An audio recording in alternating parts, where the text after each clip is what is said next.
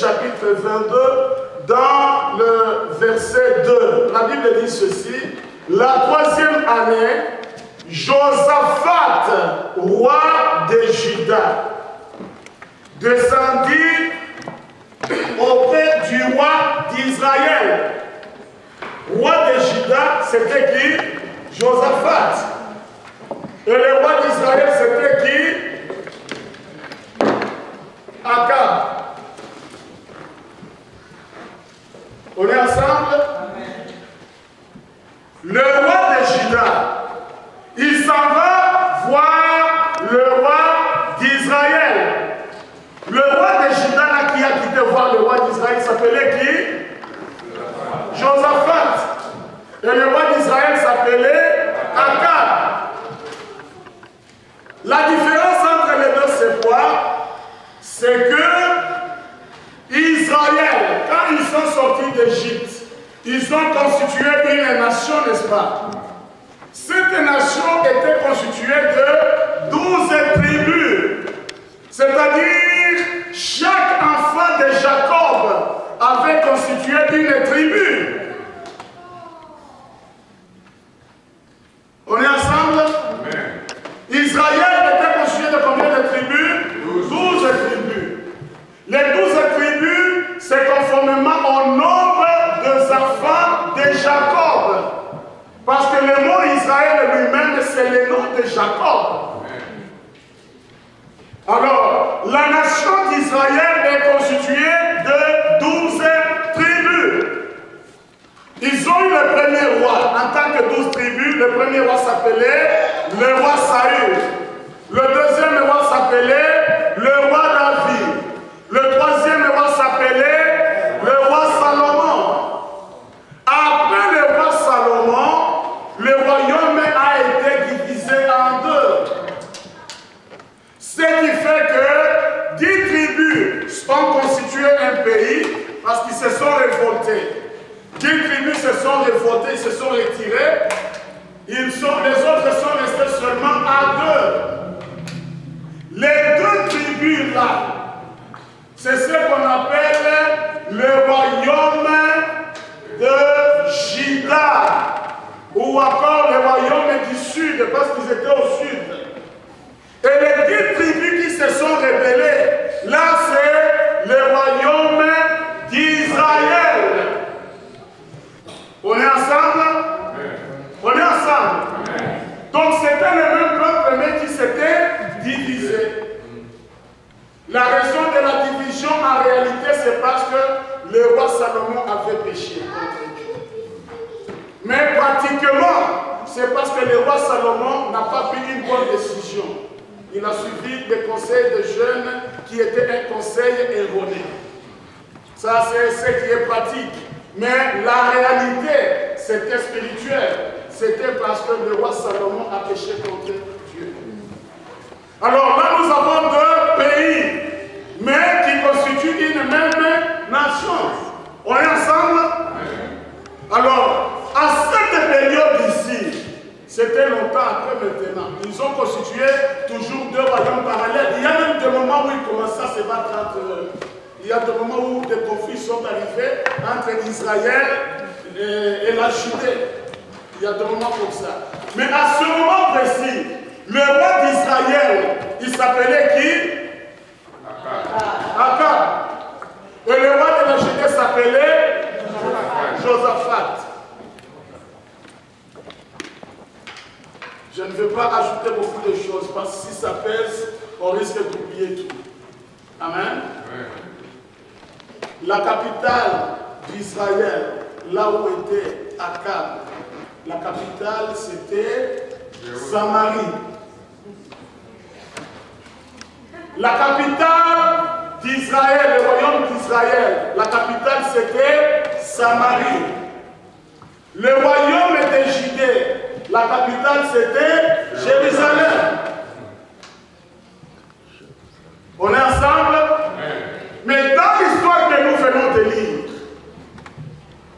il y a eu un moment où le royaume d'Israël, qui était le royaume qui était au nord, était en conflit avec le peuple syrien longtemps.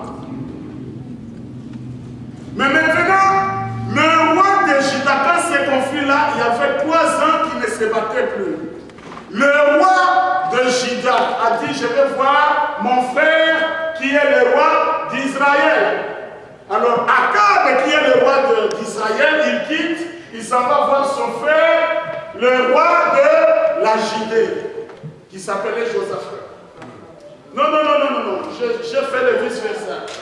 C'est-à-dire, le roi de la Judée, qui était Josaphat, il va visiter son frère, le roi d'Israël, qui s'appelait Akab.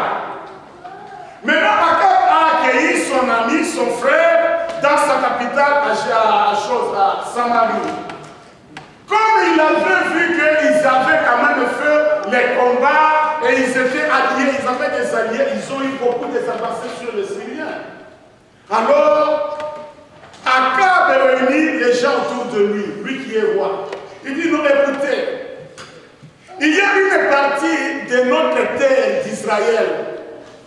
Cette partie-là, le roi de la Syrie, notre ennemi, contrôle cette partie. Vous savez, nous n'avons jamais songé à récupérer cette partie-là. Maintenant que nous sommes forts, c'est le moment d'aller récupérer cette partie.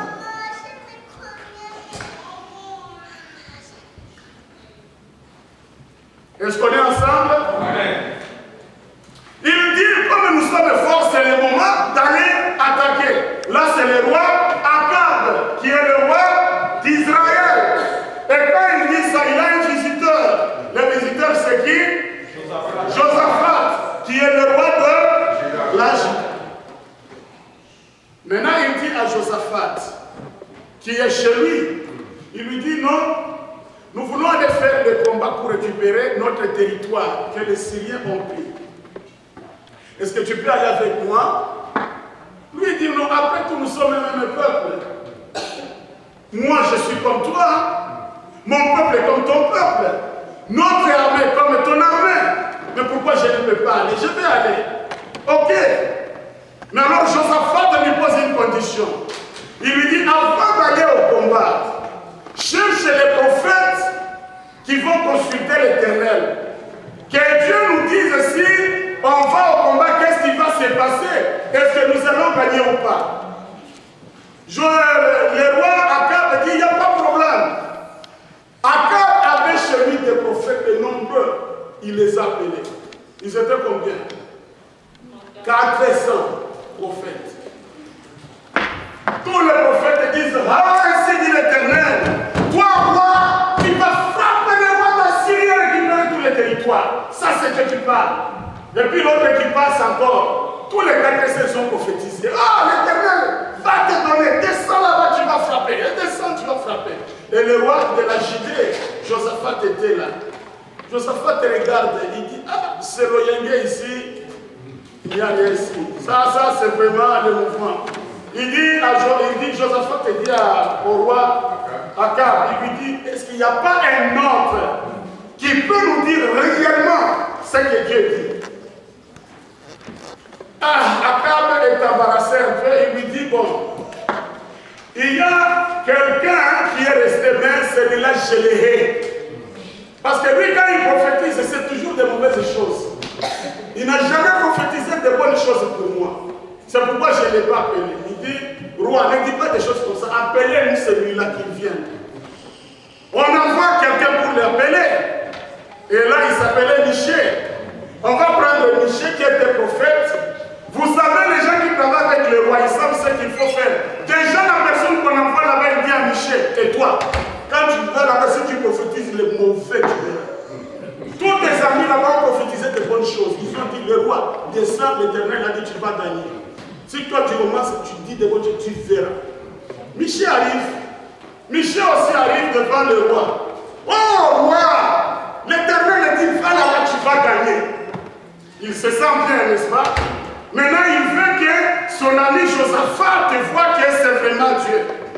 Alors, Akab dit à Michée, mais écoute, hein, toi-même, tu sais, je ne vais pas commencer à te supplier pour que tu me dises ce que Dieu dit. Alors, dis-moi la vérité, jure devant Dieu. Michel regarde d'abord, maintenant il veut ce que Dieu dit. Je vais lui dire. Il lui dit, tu veux écouter ce que Dieu dit? Oui. Il lui dit, Dieu dit ceci. Quand tu vas vas aller au combat. Tu ne vas pas rentrer, tu mourras.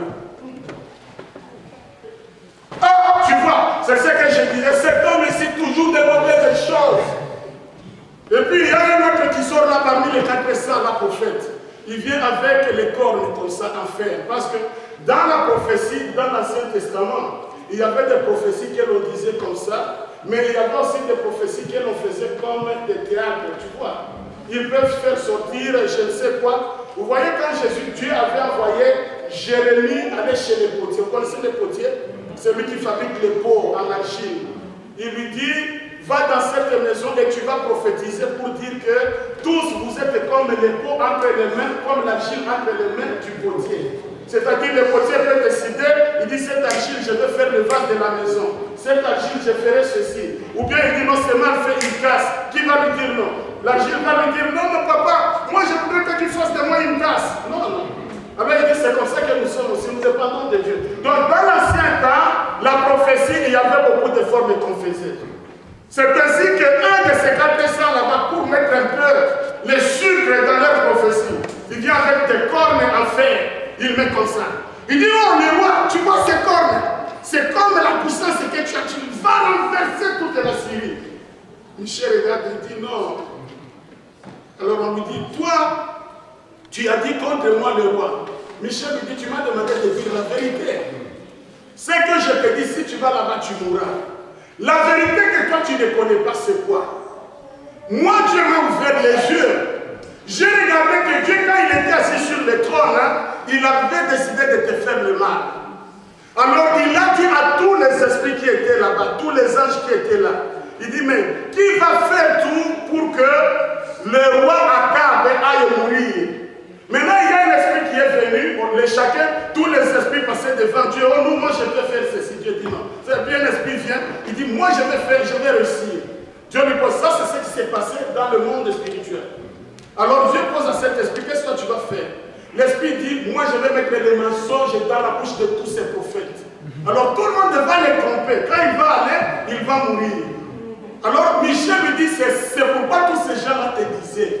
Ce n'était pas un, il y a un esprit qui est entré en eux. C'était un plan que Dieu a déjà fait devant toi. Mais malgré tout ça, le roi Akab était fâché. Il dit, arrêtez-moi cet homme. Vous allez le déposer là-bas. Vous il va rester. Si je ne rentre pas bien en paix, tu verras. Et Michel lui dit, si tu rentres en paix, c'est-à-dire moi je n'ai pas parlé. Si moi je prie de la part du Seigneur, tu ne peux pas te rentrer. Ah oui. Alors il y a quelqu'un qui était dans le pouvoir là-bas, qui lui dit, qu'est-ce que tu as dit? Tu verras aussi ces choses. Il dit, ah bon, tu me dis, je verrai. Le jour où il mourra, tu vas commencer à fouiller d'une maison à une autre, c'est alors que tu comprendras. On a même giflé Michel, il dit, ok, ça va.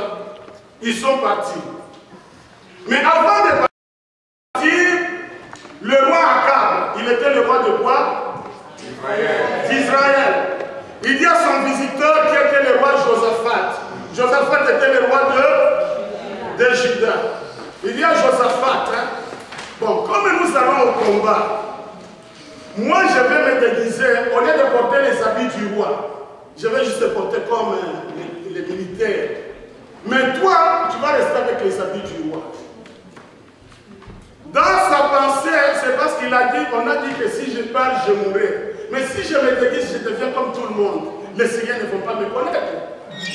Mais toi, tu pars avec les habits du roi. Quelle mauvaise pensée. Donc moi, je me déguise, connaissant, je ne sais pas que je suis roi. Mais toi, tu parles comme le roi. Si on cherche le roi, on va tuer qui? On va tuer Josaphat, pas celui qui a les habits du roi. Alors ils sont allés au combat. Le combat a commencé. Dans le combat, le roi de la Syrie, l'ennemi, avait dit 34 soldats. Il leur a dit, vous quand vous allez au combat, votre but, mission, cherchez le roi d'Israël. Vous ne regardez pas que les autres vont battre les autres militaires, mais votre mission, vous les 34, je veux que vous puissiez tuer le roi d'Israël. Alors ils s'en vont. Les 34 personnes qui avaient la mission de tuer le roi, ils regardent, ils voient quelqu'un dans les habits du roi. Qu'est-ce qu'ils vont faire? Ils ont commencé à poursuivre. Et c'était qui qu'ils poursuivaient? Josaphat.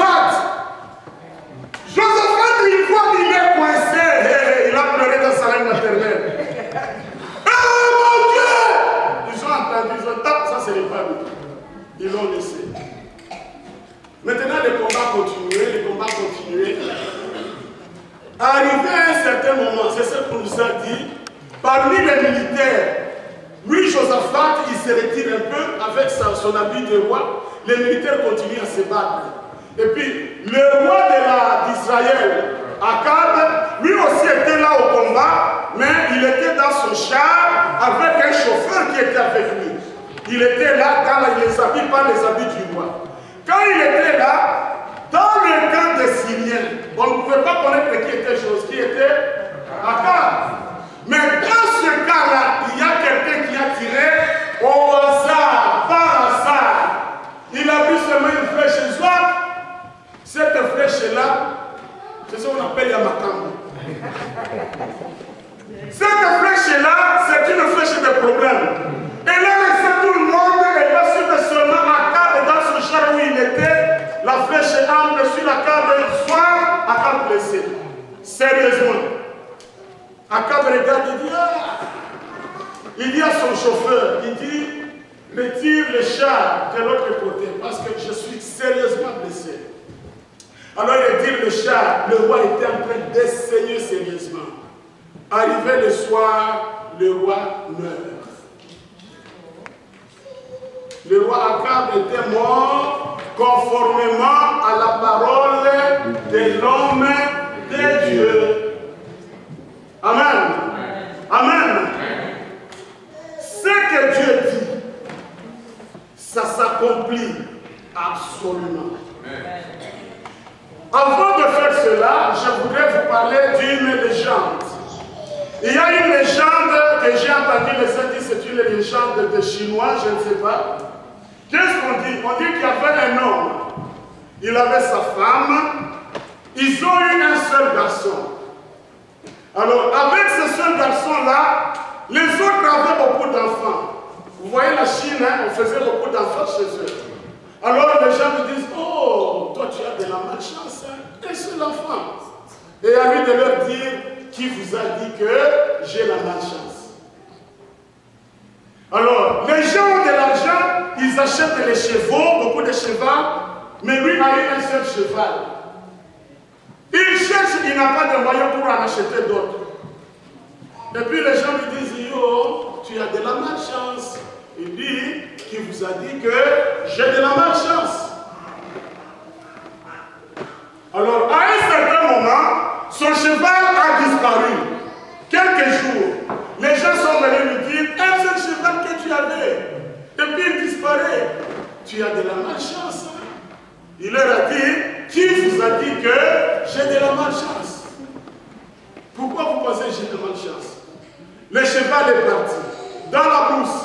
Il a fait quelques jours.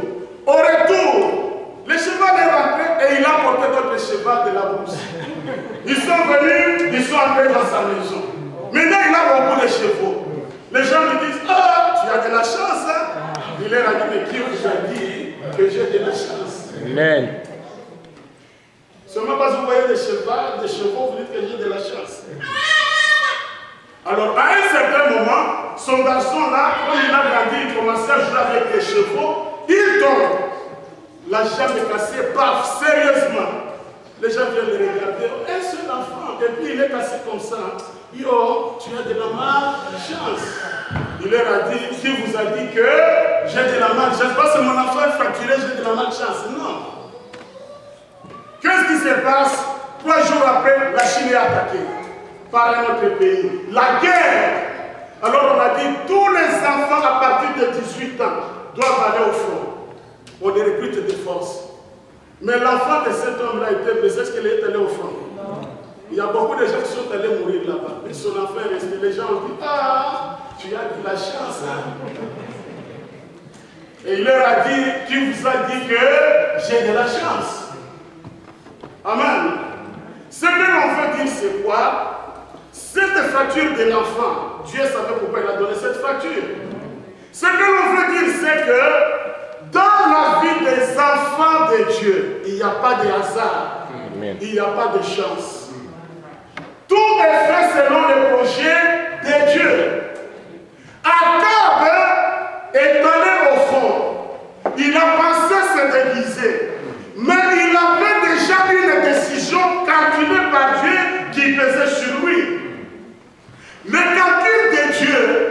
pas te déguiser contre les calculs de Dieu.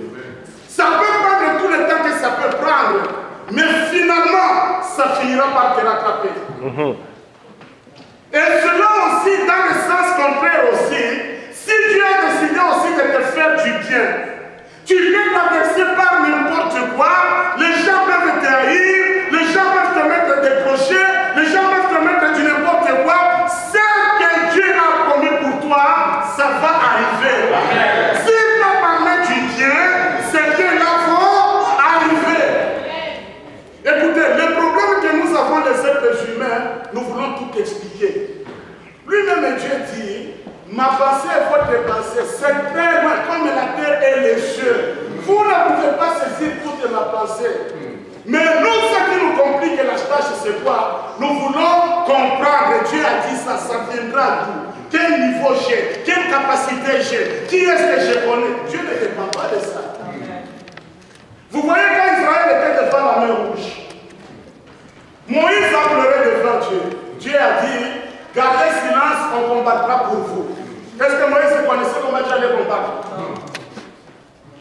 Ils étaient devant un fait accompli, mais il n'y a pas de calcul, il n'y a pas de bateau, il n'y a pas de pont, il n'y a rien, mais ils ne savaient pas comment Dieu va combattre pour eux.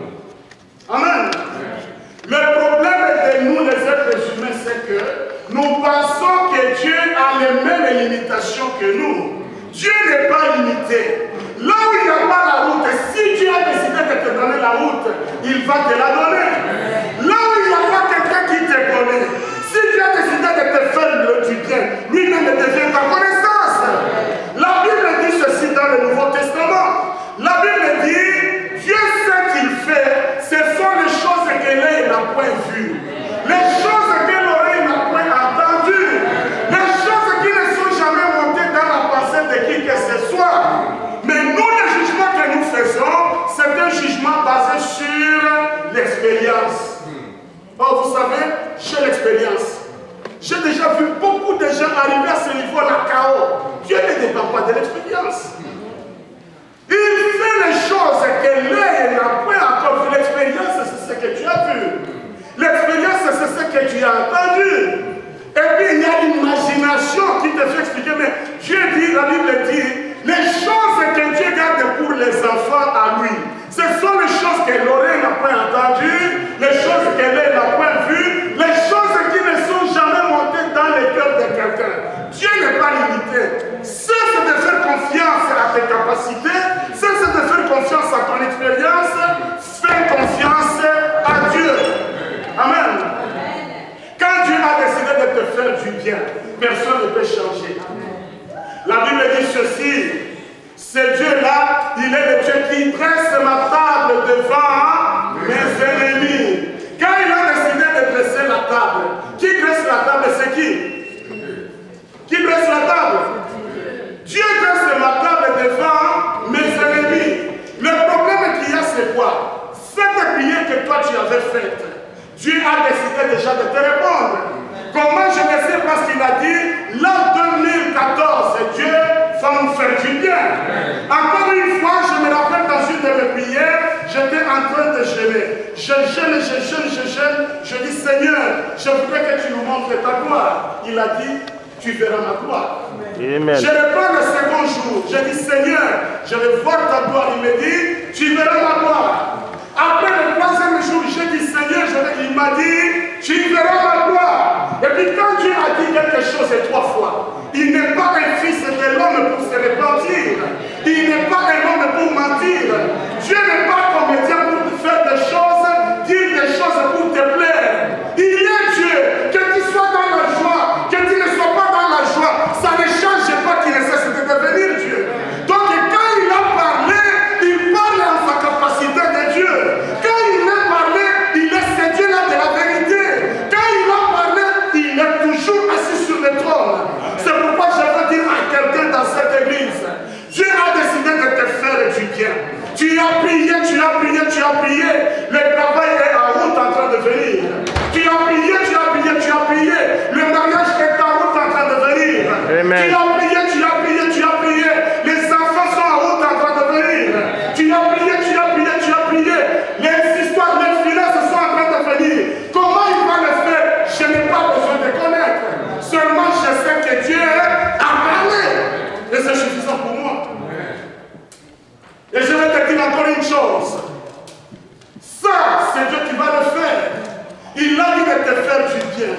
Mais je voudrais te dire que sur son menu, comme celui qui écrit, il y a encore quelque chose qu'il a ajouté que toi tu ne connais pas. Même moi je ne connais pas. Nous serons surpris. Parce que s'il fait ce de nous surprendre, il devient comme nous. Il doit toujours nous surprendre. Il va te donner ce que tu demandes. Parce que c'est lui qui t'a donné le désir. Tu te dis, Seigneur, je voudrais avoir mes enfants. C'est le désir qu'il t'a donné, il va te donner. Mais après t'avoir donné les enfants, sur son menu, il a déjà écrit, tu auras une maison. Et après tu vas te retrouver, tu as acheté une maison. Tu vas lui dire, Seigneur, je voudrais avoir le mariage. Quand tu auras le mariage, sur son menu, il y a toujours quelque chose que tu ne connais pas. Pourquoi je dis cela? Parce que la Bible dit, les choses que l'œil n'a point vues, les choses que l'oreille n'a point entendues, les choses qui ne sont pas dans ton cœur, ce que tu pries, c'est ce qui est dans ton cœur. Mais oui, il garde les choses qui ne sont pas dans ton cœur. C'est pourquoi je te dis, l'année où Dieu décide de faire du bien, c'est une année où il faut le rechercher, c'est une année où il faut s'accrocher. L'Éternel ne ment jamais. Je ne parle pas de ce que j'ai vu à la télé, je ne parle pas de ce que j'ai vu sur Internet, je ne parle pas de ce que j'ai entendu, je parle de ce qui est écrit dans la Bible. L'Éternel qui ne m'a point à parler, cette année il y aura de grandes choses qui vont se faire. Tu pries pour la délivrance, il va te donner la délivrance, mais il y a toujours quelque chose qui va ajouter sur la délivrance. Il dresse ma table devant mes rivaux, mais je ne connais pas ce qui est sur le menu. Il est Dieu et il reste Dieu. Il ne se trompe jamais, il ne peut pas non plus se repentir. Vous connaissez se repentir? Changer d'avis. Je peux te dire, non, venez demain, je vais te donner la Bible. Et puis quand tu arrives demain, je te dis, bon, tu sais quoi? J'ai oublié la Bible à la maison. Et puis quand tu reviens après demain, tu sais quoi, quand je suis arrivé à la maison, j'ai trouvé un autre frère qui est venu de Mississauga, je lui ai donné ça. Oh pasteur, ça c'est un être humain. Mais celui dont nous parlons, il est Dieu. Il n'est pas un être humain. Il t'a dit, tu verras ma gloire, tu verras sa gloire. Mais pourquoi tu ne veux pas la voir? Qui va empêcher la main de Dieu? Qui va empêcher sa capacité? Il est Dieu et il reste Dieu. Quand il a parlé, il ne se répand pas. Quand il a parlé, il ne ment pas. Il n'a pas besoin de te mentir parce qu'avant toi, il était toujours Dieu. Aujourd'hui que tu es là, il est encore Dieu. Quand tu ne seras pas là, il sera encore Dieu de tes enfants. Il est Dieu, il n'a pas besoin de te tromper. Quand il a parlé, il a parlé. Il est aussi sur le trône et il commande toutes les choses sur la terre et dans le ciel, dit la Bible. Ce qu'il dit, il le dit. D'abord, il n'a pas de conseiller. S'il avait des conseillers, tu allais dire non, comme lui ne change pas, je vais parler à ses conseillers. Il est Dieu et il reste Dieu. La Bible nous dit, Josaphat, la Bible nous dit que Akab a eu la flèche du hasard. Quand Dieu cherche à te bénir, il a décidé de te bénir, de faire quelque chose. Même le hasard va t'amener à ce que Dieu a dit. Amen. Amen. Il y a des histoires où tu te diras, non, je ne vois pas comment ça va venir, je ne sais pas comment ça va arriver. Mais par hasard, quelqu'un te regarde et dit, ah toi, tu es d'où? Ah non, je suis d'Afrique, tu sais que j'étais au Congo aussi. Ah bon, tu es au Congo, ok, demain viens, je te donne du travail. Et puis les gens commencent à dire, ah ça c'est le hasard. Ce n'est pas le hasard, je suis béni.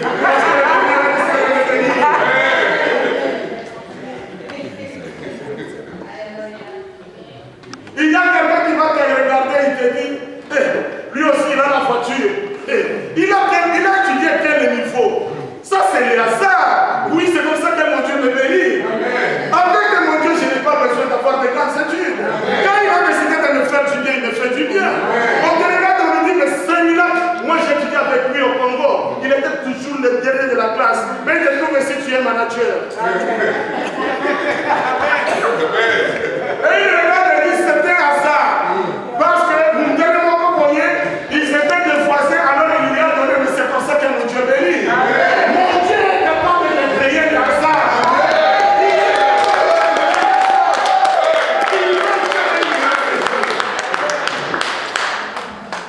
Je connais un frère, il s'en va chercher le travail dans le gouvernement. Dans le gouvernement, on donne des petits contrats pour les nouvelles. Mais lui, quand il arrive là-bas, il y a un autre qui avait étudié au Canada. Il a étudié à Toronto. Il a fait tout à Toronto. Mais on l'a engagé dans dans le même département. Comme on lui donnait beaucoup de choses en anglais, il a écrit au gouvernement. Moi, je suis entré en tant que francophone. Le Canada est un pays qui parle aussi l'anglais comme langue officielle. Mais pourquoi vous me bombardez toujours avec les choses en France, en anglais? Je vais porter plainte. Le gouvernement, tout le monde est là-bas. Ne portez pas plainte. On va chercher comment donner les choses. Le frère chrétien qui vient d'entrer, on lui donne un engagement direct avec tous les avantages et tous les salaires changés. Est-ce que lui a fait cette période-là? Non. Le hasard. Parce qu'il est béni de Dieu. Cet homme-là qui a fait, il pensait que c'était pour son bien, mais il a fait pour les enfants de Dieu. Je te parle quand mon Dieu bénit. Même un hasard va t'amener là où Dieu te veut. Là où Dieu te veut, même un hasard va t'amener là-bas. C'est pourquoi quand Dieu t'a parlé, cesse de te poser la question. Ça va commencer comment? Qui est-ce que je connais? Ça va venir d'où? Il est le Dieu qui fait la route, même sur la mer. Mais quand il a parlé, il utilise n'importe qui. Même le hasard va t'amener dans ta destinée.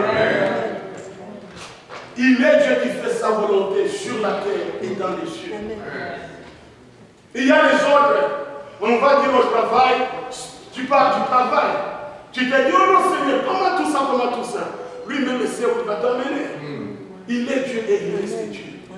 Personne ne peut changer à Dieu d'être Dieu. Tu ne peux pas dire à Dieu non, pourquoi tu as fait ça? Pourquoi lui vient d'arriver seulement?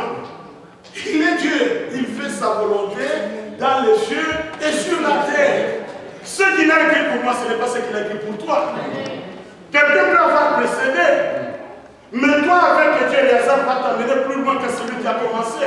Et puis tout le monde va te dire, lui qui vient de commencer seulement maintenant. Mais écoutez, il y a déjà une décision qui est venue d'en haut. Il y a un menu. Quelqu'un, c'est Dieu-là qui dresse la table pour moi. Je ne dresse pas la table de moi-même.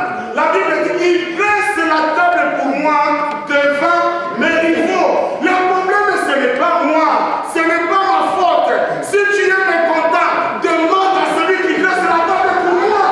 Je n'ai pas dressé la table pour moi-même. Même ce qui est sur mon menu, est-ce que j'ai choisi? Qui a choisi d'être né dans sa famille?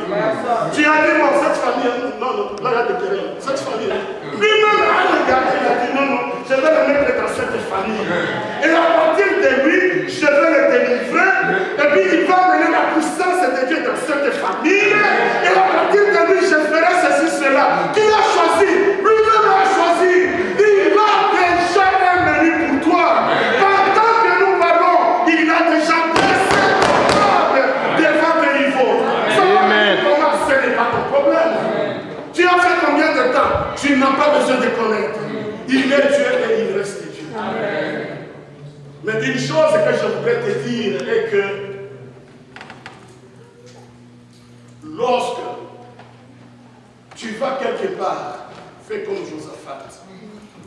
Il y a beaucoup de chrétiens qui ne font pas comme Josaphat. Josaphat n'est pas chez lui. Mais on lui demande d'aller à la guerre. Qu'est-ce qu'il dit? Qu'on consulte d'abord Dieu.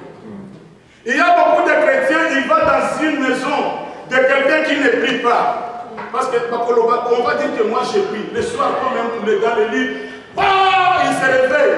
Quand on va te pourchasser la nuit par les démons, qui va t'aider? Personne. Prie Dieu, cherche Dieu. Même dans un milieu où on ne connaît pas Dieu, toi tu es enfant de Dieu.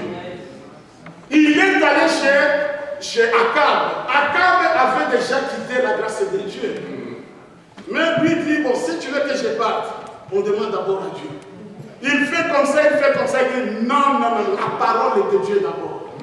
Et quand la parole de Dieu est venue, il dit, je peux aller maintenant. Bien-aimé, je voudrais te dire ceci, tu es enfant de Dieu. N'importe où tu vas, pour ton bien, je l'ai dit pour ton bien. Ne cherche pas Dieu pour faire plaisir à quelqu'un. Bon, parce que le pasteur est là. Et ne mange pas, prie d'abord.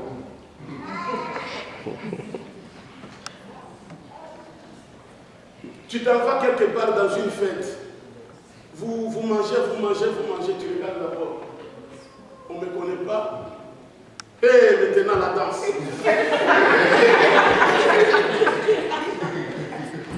Et puis quand on vient à l'église, papa sera dit, c'est quel truc qu'on a crié aujourd'hui? Non, aujourd'hui on n'a pas crié.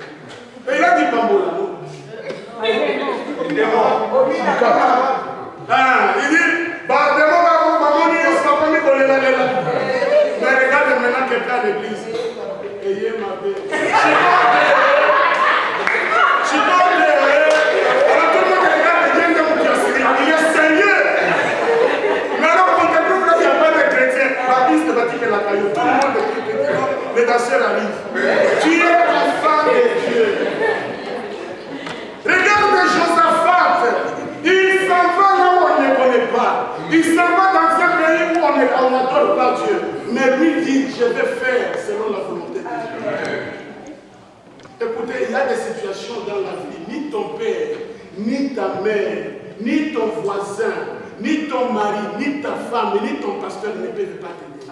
Si ce n'est que Dieu. Amen. Les attaques là que tu as la nuit quand tu dors, c'est toi qui nous racontes ça. Si tu ne nous racontes pas, on ne sait pas. Mais c'est pourquoi tu as besoin de Dieu. Dans la vie, il y a des choses où il faut seulement Dieu. Ne cherchez pas Dieu à cause des gens. Ils vont dire quoi? Ils me regardent. Est-ce qu'on me connaît ici? Ici à Calgary, on ne me connaît pas. Mais tu vois Calgary, là, on ne te connaît pas, maintenant, c'est la révolte. On ne me connaît pas. Et puis tu dis à l'autre là, ne dis pas mon nom. Dis, le club qui est beaucoup là, il y a beaucoup de Congolais, c'est quel club? Tu te dis non, au coin là-bas, tu arrives déjà au coin. Et puis quand on vient à l'église, c'est chicote, sérieux. Quand tu es enfant de Dieu, tu es enfant de Dieu. Amen. Sache bien que si tu es enfant de Dieu, Dieu, c'est celui qui laisse la table pour toi. Ce n'est pas un être humain. Cherche Dieu, qu'il y ait les gens, qu'il n'y ait pas de gens. Fais comme Josaphat. Parce qu'il n'y a rien de hasard dans ta vie. Dieu contrôle toutes les choses. Amen. Amen. Amen. Amen. Et pour terminer, je voudrais encore te dire quelque chose. Je voudrais te dire que l'Éternel reste le Dieu qui règne dans les cieux et sur la terre. Il est le Dieu qui a un projet pour toi. Amen. Il n'a pas un projet de malheur, mais il a un projet de bonheur pour toi. C'est pourquoi, lorsque tu vois qu'il y a un combat qui s'élève dans ta vie, compte sur l'Éternel. Il est celui qui va te donner le salut, tu ne comprends pas d'où ça vient. Il reste Dieu, le Dieu qui dresse la table devant tes ennemis. Il reste Dieu qui sait tailler des chemins, même dans la mer Rouge, où il n'y a ni bateau, il n'y a ni pont, il n'y a ni quoi que ce soit, ni hélicoptère. Lui, il est capable de te faire passer là. Cesse de juger les choses de Dieu avec ton expérience. Oh non, je connais ces choses-là, ne réussissent pas. Je connais ces histoires-là. Il est le Dieu qui peut faire même dans le hasard. S'il a décidé de te faire du bien, il va te le faire. Je voudrais juste te confirmer encore une fois que nous sommes dans l'année de la grâce. Si nous avons dit que l'année 2014 c'était l'année de la grâce, ce n'est pas parce que ça sonne bien qu'on a cherché ça dans la prière. Et c'est confirmé, je me suis rendu compte qu'il y a aussi certaines églises où ils ont eu exactement le même message. C'est l'année de la grâce. C'est un début de bonnes choses. Nous avançons vers les bonnes choses. Accroche-toi à Dieu, tu ne seras pas déçu. Accroche-toi à Dieu. Même un hasard va t'amener quelque part. Amen. Il est Dieu et il reste Dieu. Je te dis que ce que tu connais dans la vie, ce n'est pas tout. Parce que ta vie, il y a quelqu'un qui dresse la table pour toi. Et celui qui dresse la table pour toi, c'est celui qui connaît les menus pour toi. Ce que tu demandes, c'est ce que tu connais. Mais sur son menu, il y a quelque chose qu'elle n'a point vu. Sur son menu, il y a quelque chose que l'oreille n'a point entendu. Sur son menu, il y a quelque chose qui n'est jamais entré dans la pensée de qui que ce soit. Et il le fera. Amen. Amen. On va se lever en présence de Dieu.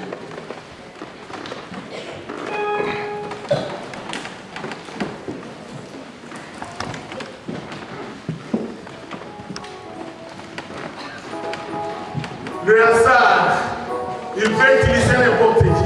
Il peut utiliser le hasard, il peut utiliser les circonstances. Ce qui est sûr, c'est qu'il va t'amener là où il veut qu'il t'amène. Il reste Dieu. Accroche-toi à lui, écoute sa voix.